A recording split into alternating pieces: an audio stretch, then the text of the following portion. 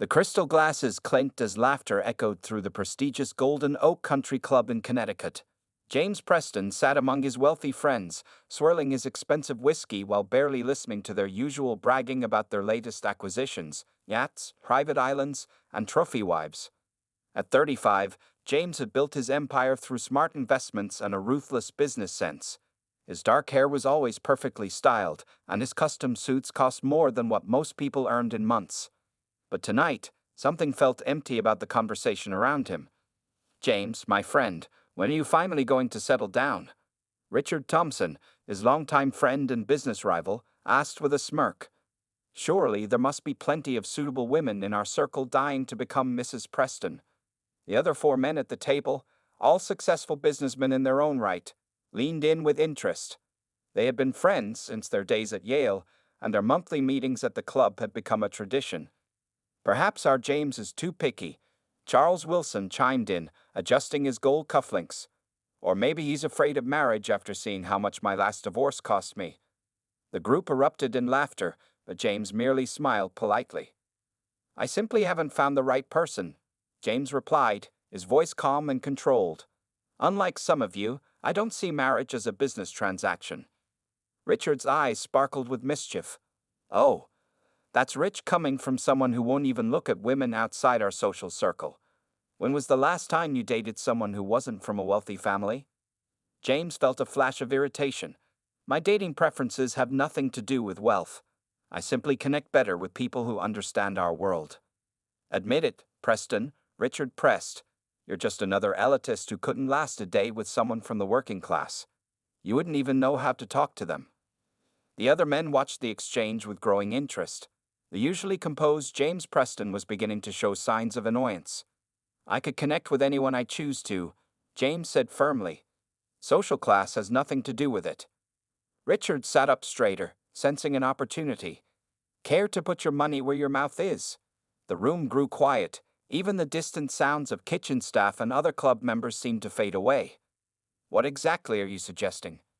James asked, his blue eyes narrowing. Richard grinned widely. "A bet.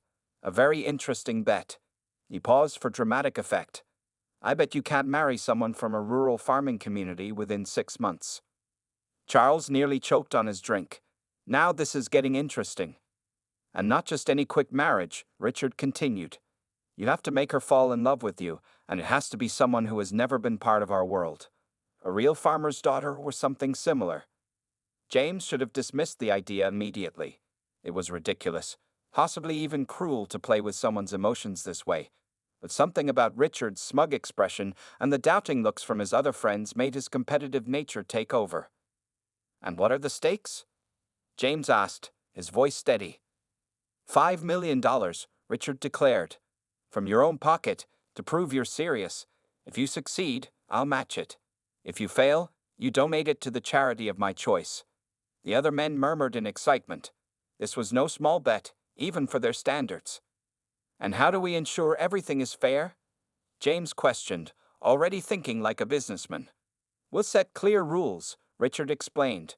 "She must be from a genuine farming background, currently living and working in a rural community. No previous connections to wealth or our social circle, and most importantly, no telling her about the bet." James looked around the table at his friends' eager faces. He knew he should walk away. This wasn't just about money. It was about playing with someone's life. But years of never backing down from a challenge and always proving his critics wrong had shaped him into someone who couldn't resist. "Fine," James said finally, reaching for his phone. "I'll have my lawyer draw up the contract tomorrow. 6 months to find and marry a farmer's daughter." The men raised their glasses in celebration, but Charles leaned in close to James. "You realize you'll have to spend time in actual rural areas, right? No luxury hotels or fine dining there." James smiled confidently, though something uneasy stirred in his stomach. "How hard can it be? It's just another type of business deal." Little did James Preston know, as he sat in his privileged bubble that evening, that this bet would completely transform his life in ways he could never imagine. 2 weeks after making the bet, James Preston found himself driving his expensive Mercedes down a dusty Vermont road. His usual designer suit had been replaced with what his personal shopper assured him was casual wear, though the jeans and shirt still cost more than most people's entire wardrobes. He had chosen Vermont strategically. His research showed that the state had many small, family-owned farms, and the fall season meant harvest festivals and community gatherings where he could easily meet people. What he hadn't planned for was his GPS losing signal in the rural areas. As he rounded a bend, frustrated with the lack of direction, his car suddenly sputtered and died. Thick white smoke began rising from under the hood. James sat there for a moment, staring at his useless phone with no service and wondering if this was karma's way of punishing him for the bet. Just then, an old pickup truck slowed down beside his car. A woman in her late 20s leaned out the window, her brown hair tied in a practical ponytail, wearing a flannel shirt and work boots. "Car trouble?" she asked, her voice carrying a hint of amusement at his obvious distress. James nodded, trying to hide his embarrassment. "It just died on me." "Pop the hood," she said, already getting out of her truck. "I might be able to help." He watched in surprise as she confidently walked to the front of his expensive car. Her movements were sure and purposeful, nothing like the delicate women he usually associated with. "I'm Sarah Miller," she said while examining the engine. "Your cooling system's shot. You're lucky you stopped when you did, or you would have destroyed your engine." "James Preston," he replied, finding himself intrigued by her knowledge of cars. "You know a lot about engines?" Sarah laughed, the sound genuine and warm. "You have to, running a farm. Can't always wait for a mechanic when equipment breaks down." She wiped her hands on her jeans. "My farm's just 2 miles up the road. I can tow you there, and we can call Bob's garage in town." Before James could respond, fat raindrops began falling from the darkening sky. Within seconds, it turned into a heavy downpour. "Quick decision time, city boy," Sarah called over the rain. "Unless you want to get soaked waiting for help." Minutes later, James found himself in the passenger seat of Sarah's truck as she skillfully attached his car for towing. The inside of the truck smelled like apples and hay, and country music played softly from the radio. "So what brings a guy in $1,000 jeans to the back roads of Vermont?" Sarah asked, navigating the wet road with ease. James felt his face warm at her accurate assessment of his clothes. "I'm actually looking at investing in some agricultural properties," he said, the lie coming smoothly. "Getting a feel for different areas." "Really?" Sarah's eyebrows rose. "Well, you're in for an education. Farming's not just about throwing money around. It's about understanding the land, the community, and the challenges small farmers face." As they pulled into her farm's entrance, James was surprised by its size and organization. Neat rows of various crops stretched into the distance, and he could see several large maple trees with tubing systems for syrup collection. "Welcome to Miller Family Farms," Sarah said proudly. "We've been here for 4 generations. Started with just maple syrup, but now we do organic vegetables, fruits, and we're starting a teaching program for sustainable farming practices." The rain had let up, and as they stepped out of the truck, James noticed other workers in the fields, all moving with purpose despite the weather. Sarah waved to them, calling each by name. "Bob can't get here until tomorrow morning," she said after making a call. "You're welcome to wait in the house. Mom's probably got fresh coffee brewing anyway." James looked at his watch, expecting to feel annoyed by the delay. Instead, he found himself curious about this woman who seemed so completely at ease in her world, a world entirely different from his own. "Thanks," he said, following her toward a charming farmhouse. "I appreciate the help." "That's how we do things around here," Sarah replied simply. "Everyone helps everyone." As they walked up the porch steps, James felt something strange, a twinge of guilt about his real reasons for being there. Sarah Miller was nothing like he'd expected to find in rural Vermont. She was confident, capable, and completely authentic in a way that made his usual social circle seem artificial in comparison. Little did he know, this unexpected breakdown was about to lead to much more than he bargained for. Over the next few weeks, James found himself making more and more excuses to visit Miller Family Farms. He told his office he was researching agricultural investments, but the truth was, he couldn't stop thinking about Sarah Miller. One crisp autumn morning, he arrived to find Sarah in the maple grove, checking the syrup lines. She wore her usual work clothes and had a smudge of dirt on her cheek, but somehow she looked more real to him than any of the perfectly made-up women he knew in the city. "Back again, city boy," Sarah called out, climbing down from her ladder. "Don't you have a company to run?" "I can run it from anywhere these days," James replied, holding up his phone. He had actually installed a special signal booster in his car just so he could work while visiting the farm. "Besides, I'm learning a lot here." Sarah smiled knowingly. "Like what?" "Like how your sustainable farming methods are actually more profitable in the long run than traditional farming," he said, having done his research. "And how you've developed a unique irrigation system that saves water." "Been doing your homework, I see," Sarah said, looking impressed despite herself. "Want to learn something new today? We're starting the apple harvest." Before James knew it, he was up on a ladder himself, learning the proper way to pick apples without damaging the trees. His expensive shirt got dirty, and his hands were scratched, but he found himself enjoying every minute. "You're not half bad at this," Sarah commented, watching him fill another basket. "Though those designer boots of yours might disagree." James looked down at his muddy boots and laughed. "I'm full of surprises." As the weeks passed, James found himself changing in subtle ways. He started dressing more practically for his farm visits. He learned about crop rotation, soil composition, and the challenges small farmers faced. But more importantly, he learned about Sarah. He learned that she had a master's degree in agricultural science, but chose to return home to modernize her family's farm instead of working for a big agricultural corporation. He discovered her passion for teaching local kids about farming through the farm's education program. And he found out that beneath her practical exterior was a sharp business mind that had doubled the farm's profit in just 3 years. Sarah, too, began to see different sides of James. She noticed how quickly he picked up farming knowledge, how he treated her workers with respect, and how he actually seemed interested in the farm's operations beyond just investment potential. One evening, as they sat on the farmhouse porch after a long day of work, Sarah turned to him. "Why do you really keep coming back here, James?"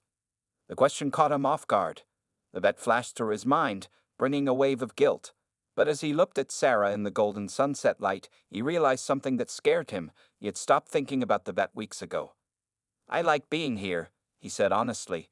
"Everything makes more sense here than in my world of boardrooms and business deals." "And what about me?" Sarah asked directly, never one to dance around issues. "Do I make sense to you?" James felt his heart race. "You make more sense than anyone I've ever met." Sarah studied his face for a moment, then smiled. "You're different from what I expected, James Preston. When you first showed up in those ridiculous designer clothes, I thought you were just another rich guy playing farmer. But you've surprised me." "Is that a good thing?" James asked, moving slightly closer to her on the porch swing. "Could be," Sarah replied, her eyes twinkling. "Though I'm still not sure what a high-powered CEO wants with a simple farm girl."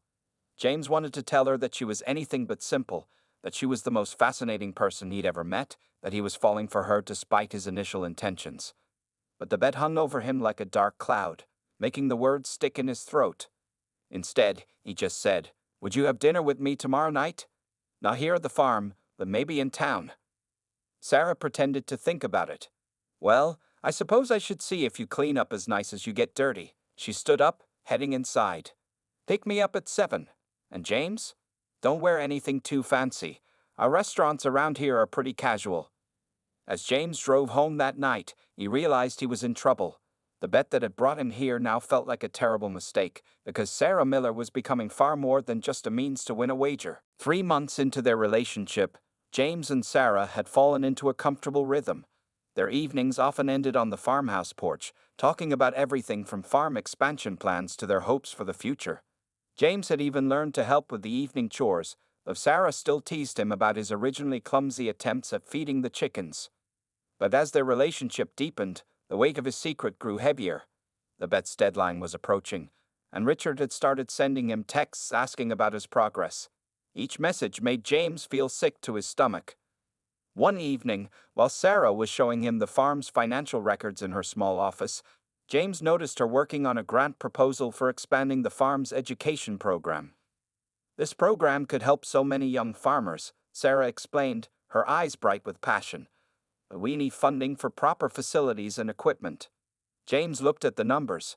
The amount she needed was less than what he spent on his last car. The words slipped out before he could stop himself. "I could help with that." Sarah's expression changed.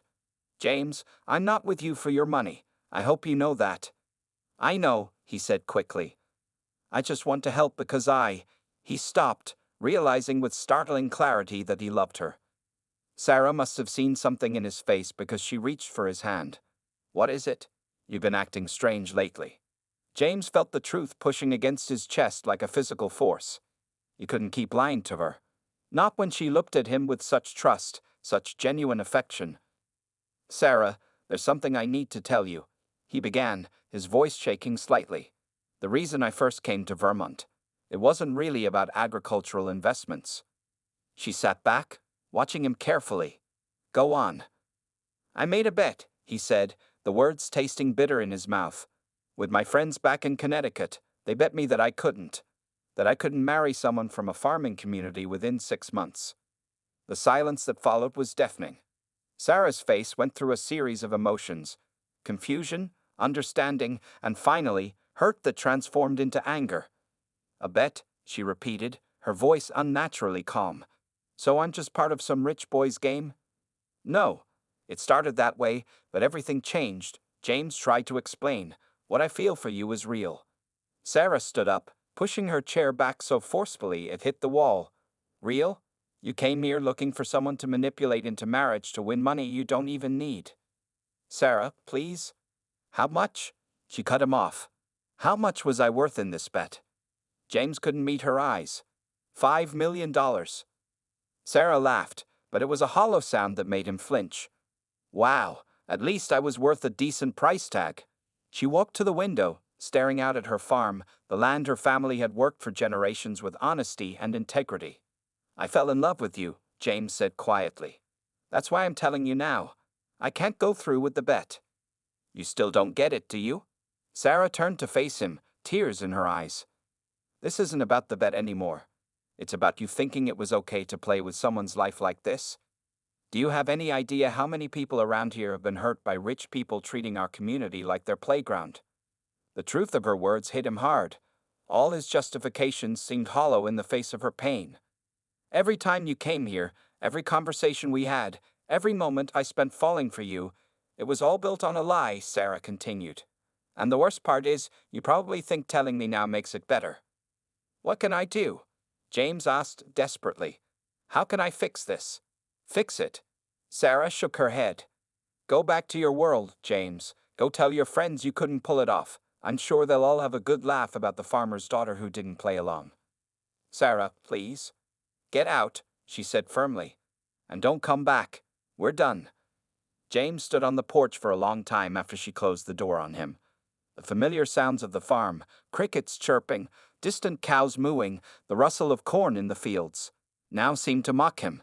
He had come here looking for an easy win and found something real, only to destroy it with his own arrogance. As he drove away from Miller Family Farms for what he thought would be the last time, James realized that he had just lost something far more valuable than any bet. James spent the first week after Sarah threw him out in his luxury penthouse, barely eating or sleeping. His phone buzzed constantly with messages from Richard and the others asking about the bet, but he ignored them all. Instead, he found himself watching farming documentaries and reading about sustainable agriculture late into the night. On the 8th day, he walked into his office and did something that shocked his entire company. He announced he was taking a 3-month leave of absence. But sir, the Morrison merger, his assistant protested. It can wait, James replied, already removing his tie. I need to learn something more important than making money. That afternoon, he drove to a small organic farm 2 hours from the city. The owner, an elderly man named Bill Henderson, looked skeptically at James's expensive car and suit. You want to what? Bill asked, adjusting his worn baseball cap. I want to learn farming. Real farming, James said. I'll work for free. I just need someone to teach me. Bill scratched his chin. Son, this ain't like playing with stocks. It's hard work, long hours, and dirty hands. I know, James replied. That's exactly what I need. To everyone's surprise, James threw himself into farm work with determination.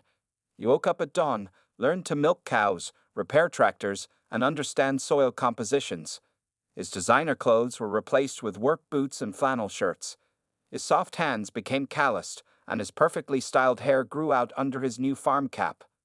In the evenings, he took online courses in agricultural science and sustainable farming practices. He learned about the challenges small farmers faced from big agricultural corporations, the same corporations he used to invest in without thinking about their impact. One day, while helping Bill fix an irrigation system, James shared his story about Sarah and the bet. "You really messed up, son," Bill said bluntly. "I know," James replied, wiping sweat from his forehead. "I was so caught up in my privileged world that I couldn't see how wrong it was. And now?" James looked out over the fields.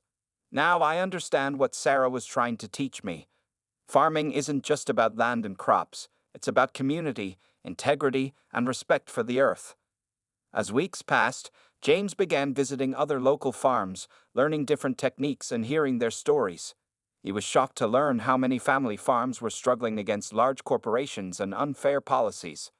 One evening, while reviewing his investment portfolio, James had an idea. He called his financial advisor. "I want to start a foundation," he said.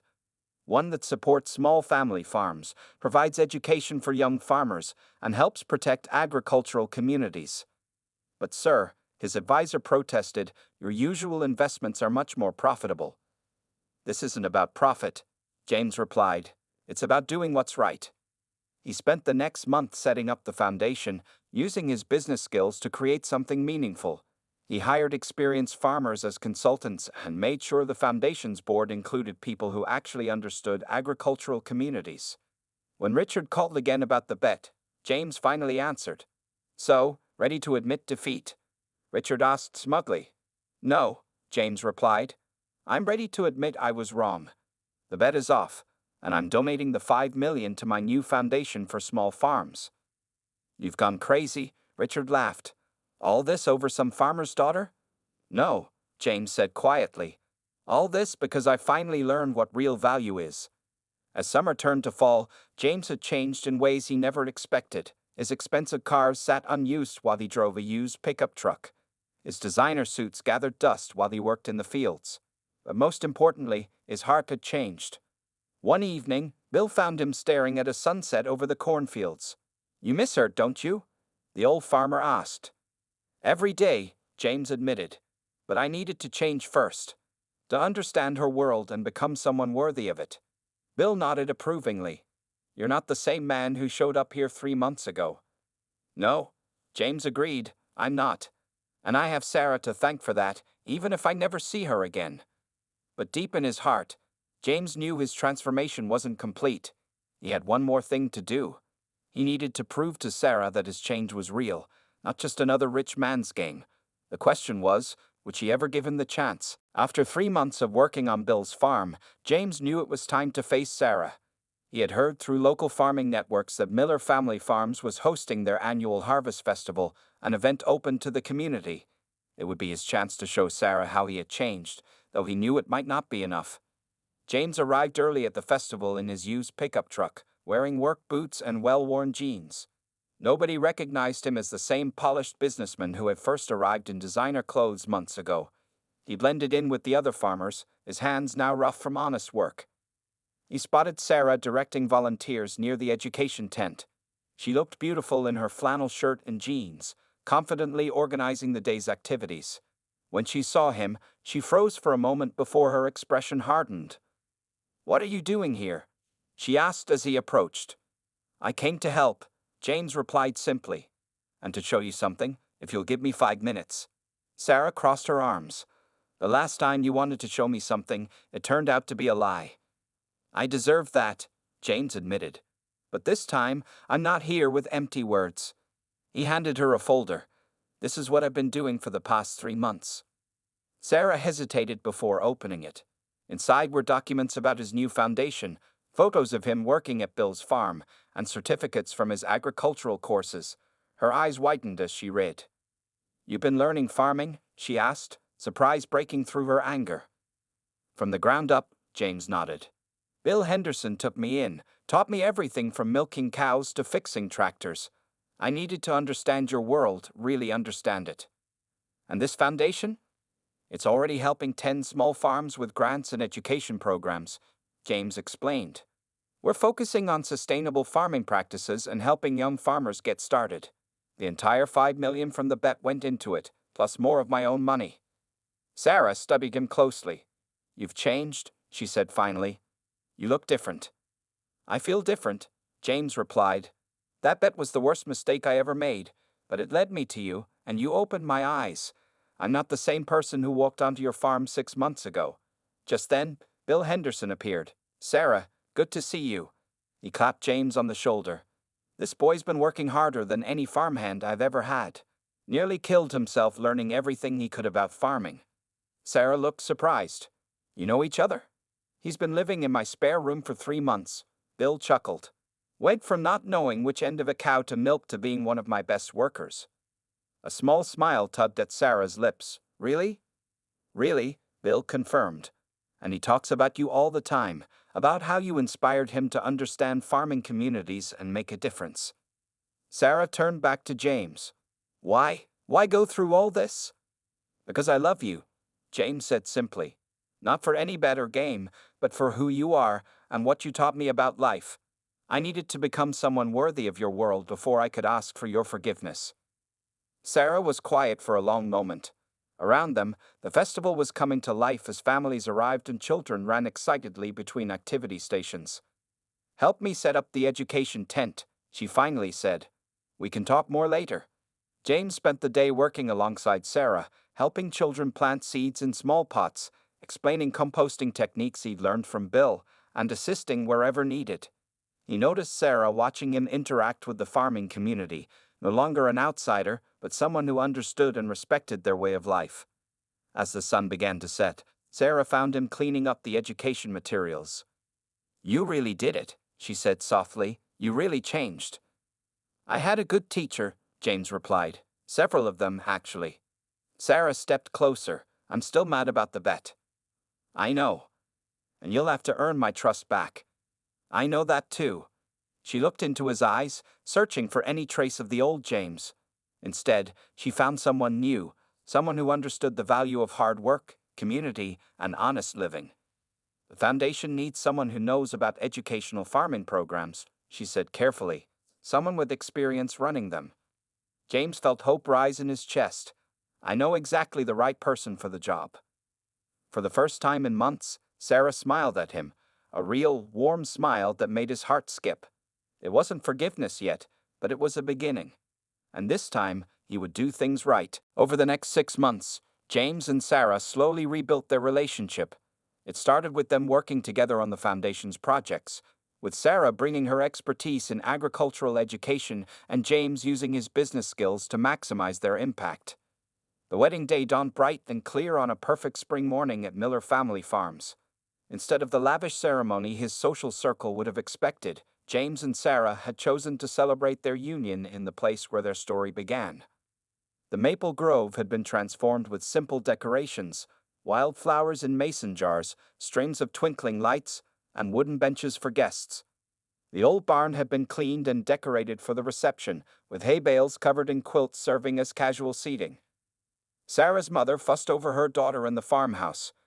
Are you sure you don't want to wear my pearls, honey? She asked, watching Sarah adjust her simple white dress. No, Mom, Sarah smiled, touching the handmade flower crown on her head. This is perfect. Her dress was elegant but practical, allowing her to move freely around the farm she loved so much. Outside, two very different worlds were meeting. Farmers in their Sunday best chatted with business executives who looked slightly out of place on the grass. Bill Henderson was enthusiastically explaining organic farming methods to a group of James's former colleagues who listened with genuine interest.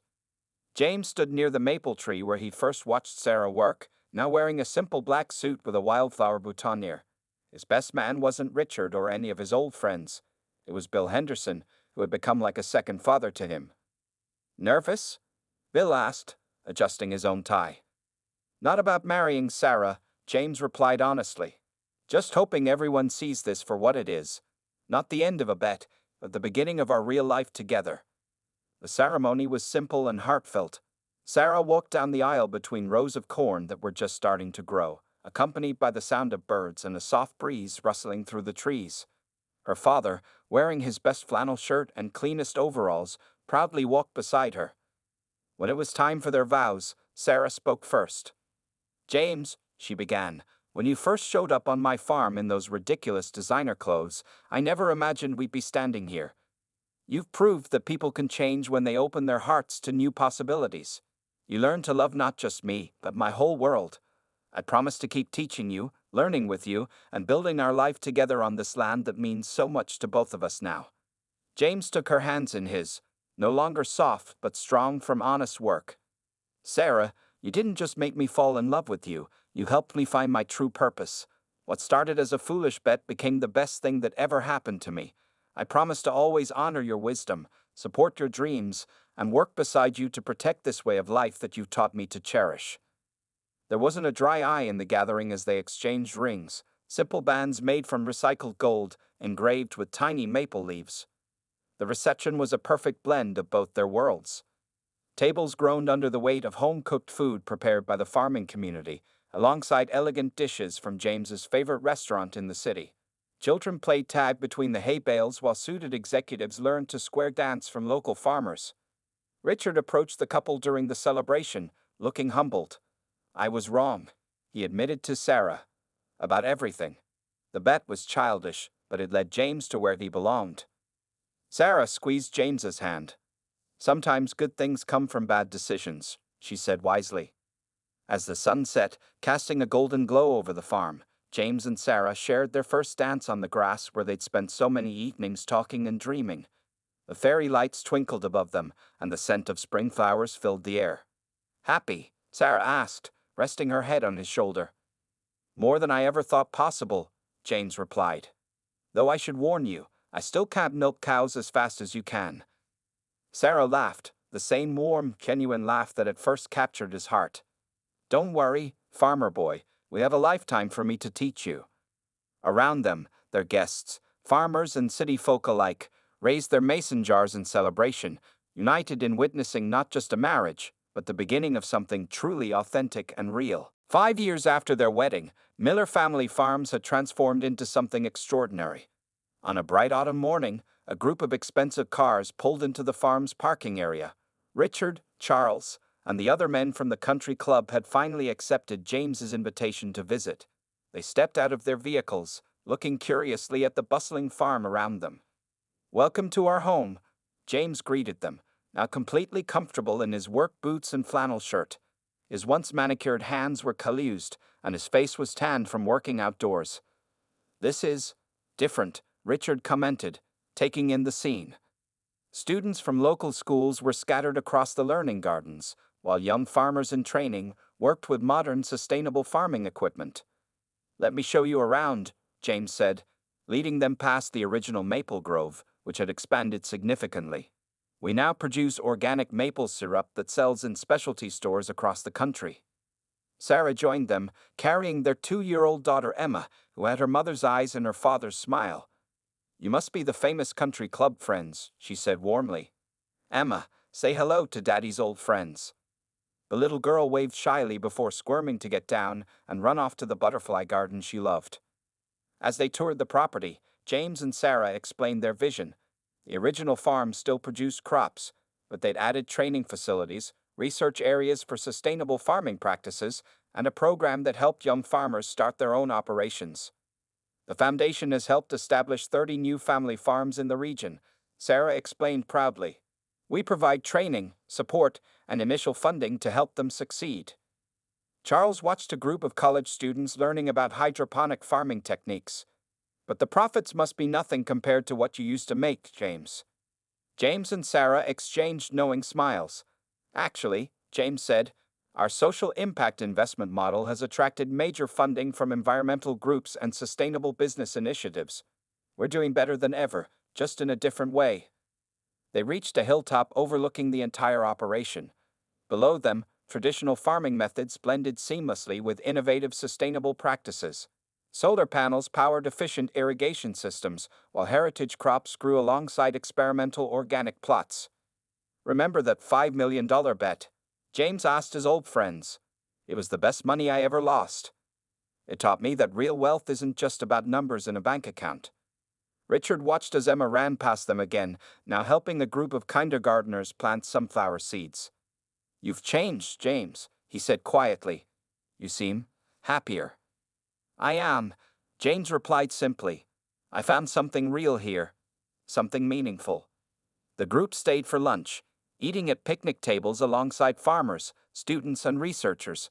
The food was all produced on the farm, and even the most sophisticated palates among them had to admit it was exceptional. "You know," Charles said, finishing his farm-to-table meal, "my foundation might be interested in supporting your education programs." Sarah beamed. "We're always looking for partners who understand the importance of sustainable farming." As the day drew to a close, James' old friends prepared to leave. They looked different somehow, humbled, thoughtful, perhaps even a little envious of the authentic life their former colleague had built. "The bet was supposed to be a joke," Richard admitted. "We never thought that I'd find my true calling," James finished, putting his arm around Sarah. "Sometimes life's biggest gifts come disguised as challenges." After their guests departed, James and Sarah walked through their beloved farm in the golden evening light. Emma ran ahead of them, chasing butterflies and chattering about the seeds she planted. "Do you ever miss your old life?" Sarah asked, though she already knew the answer. James looked around at the farm, at the students learning valuable skills, at the healthy land producing abundant crops, at their daughter growing up understanding the value of hard work and connection to the earth. "Not for a second," he replied. "Everything I have now is real. The work we do matters. The people we help are genuine. Our daughter is growing up understanding true value." Sarah squeezed his hand. "Not bad for a bet that was supposed to end after 6 months." "Best bet I ever lost," James said, watching Emma examine a ladybug with total fascination. "Though I think I actually won something far more valuable than money." Together, they walked toward their farmhouse, where lights were beginning to twinkle on as dusk approached. The bet that had started as a wealthy man's game had led to something priceless, a life rich in purpose, love, and genuine happiness.